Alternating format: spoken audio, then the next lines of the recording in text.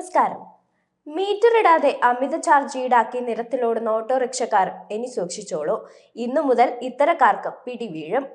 ഓട്ടോറിക്ഷകളിൽ metre പ്രവർത്തിക്കുന്നുണ്ടെന്ന് ഉറപ്പാക്കാൻ motor വാഹന വകുപ്പ് ഇന്നു മുതൽ പ്രത്യേക പരിശോധന നടത്താനിറങ്ങുകയാണ്. മാർച്ച് 1 മുതൽ ഓട്ടോറിക്ഷകളിൽ ഫെയർ മീറ്റർ പ്രവർത്തിപ്പിക്കുന്നത് നിർബന്ധമാക്കുമെന്ന് മോട്ടോർ വാഹന വകുപ്പ് നേരത്തെ തന്നെ അറിയിച്ചിരുന്നു.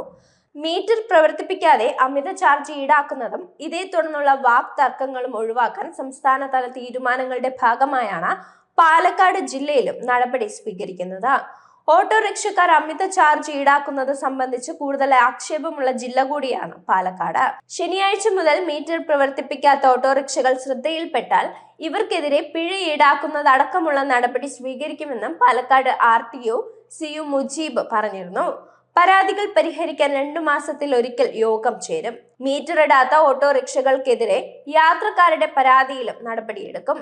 ജില്ലയിലെ ചിലയിടങ്ങളിൽ ഓട്ടോറിക്ഷകൾ അമിത ചാർജ് ഈടാക്കുന്നതായി പരാതികൾ ഉണ്ടായിരുന്നു. ഇതിന് പരിഹാരമായി മറ്റു ജില്ലകളിലെ പോലെ വയനാട്ടിലും എല്ലായിടത്തും മീറ്റർ ചാർജ് മാത്രം ഈടാക്കണമെന്ന നിർദ്ദേശവുമായി വിവിധ സംഘടനകളും രംഗത്തെത്തിയിരുന്നു.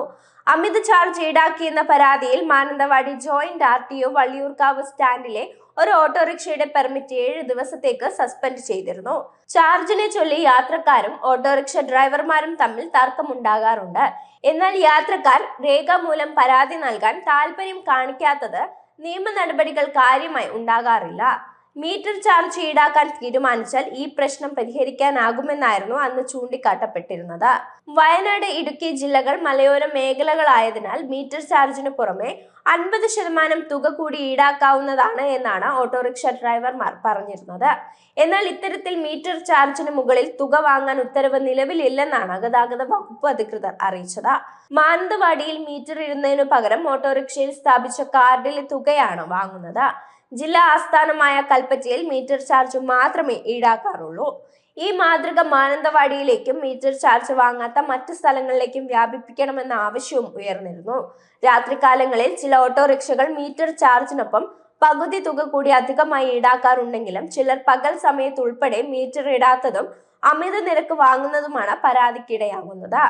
എന്നാൽ റോഡുകളുടെ ദുരവസ്ഥയും മടക്കയാത്രയ്ക്ക് ആളെ കിട്ടാത്തതും കണക്കിലെടുക്കുമ്പോൾ ചില സ്ഥലങ്ങളിൽ മീറ്റർ ചാർജ് മാത്രമായി വാങ്ങുക പ്രായോഗികമല്ലെന്നാണ് ഡ്രൈവർമാർ വിശദീകരിച്ചിരിക്കുന്നത്.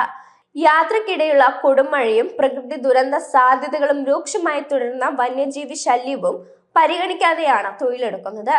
ഏത് സമയത്തും ഓട്ടം വിളിച്ചാൽ വരുന്ന ഡ്രൈവർമാർക്ക് കാട്ടുപന്നി ആക്രമണത്തിൽ പരിക്കേറ്റ് ചികിത്സയിൽ കഴിയേണ്ടി വന്ന അനുഭവങ്ങളും വയനാട്ടിൽ ഉണ്ടായിട്ടുണ്ട്. സ്വയം തൊഴിൽ ചെയ്യുന്ന സാധാരണക്കാരായ ഓട്ടോറിക്ഷ തൊഴിലാളികളെ അമിത ചാർജ് വാങ്ങുന്നവരായി ചിത്രീകരിക്കുന്നത് അംഗീകരിക്കാനാകില്ലെന്നും ഡ്രൈവർമാർ ചൂണ്ടിക്കാണിക്കുന്നുണ്ട്.